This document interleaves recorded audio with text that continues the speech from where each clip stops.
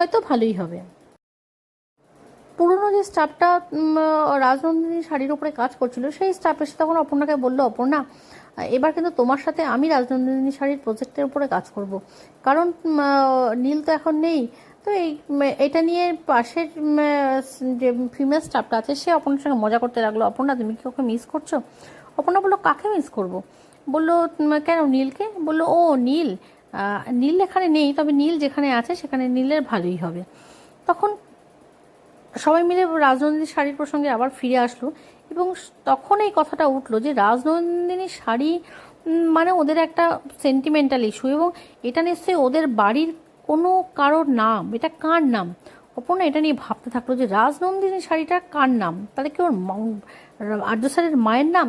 তখন একজন বললো, না না, আর্য স্যারের মায়ের নাম রাজলক্ষ্মী, রাজনন্দিনী তো নয়।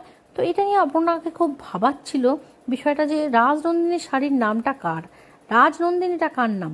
তো এই নামটা খুঁজে বের করার জন্য অপর্ণা কিন্তু পুরো ব্যাকুল হয়ে গেল, যে নামটা আমাকে খুঁজে বের করতে হবে, রাজনন্দিনী শাড়িটা কার, কার নামে করা হয়েছে।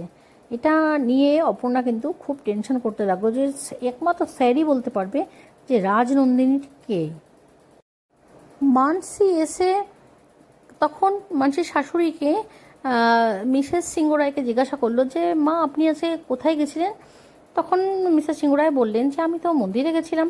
তখন বললেন যে মা, আপনি বাড়ির আপনি স্যারের, আপনি আর্যদার গাড়ি নিয়ে গেছিলেন? তখন বললো, হ্যাঁ, গাড়িটা ও চলে এসেছিলো, তাই আমি ওর গাড়ি নিয়েই গেছিলাম। তখন বললো, তো মা, বেলেঘাটা 5 নম্বরের দিকে, 5 নম্বর বস্তির দিকে কোন মন্দির আছে? তখন মিসেস সিংহ রায় মানসীকে বললেন, মানসী, আজকাল তুমি একটু বেশি সব কিছুতে চিন্তা করছো না, বেশি ইন্টারফেয়ার করছো না? এত কৌতূহল কিসের তোমার সব কিছু জানার?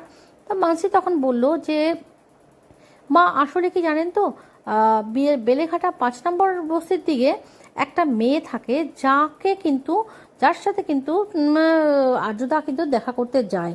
তখন মিসেস সিংহ রায় বললেন, তো তাতে কি হয়েছে? বললো, না, তাতে কিছু হয়নি। আসলে কি জানেন তো, আমি সেদিনকে যখন আর্যদার গাড়ির পেছনে কোনো একটা মেয়েকে দেখেছি, তখন আমার মনে হয়েছিল যে এটা সেই মেয়েটা।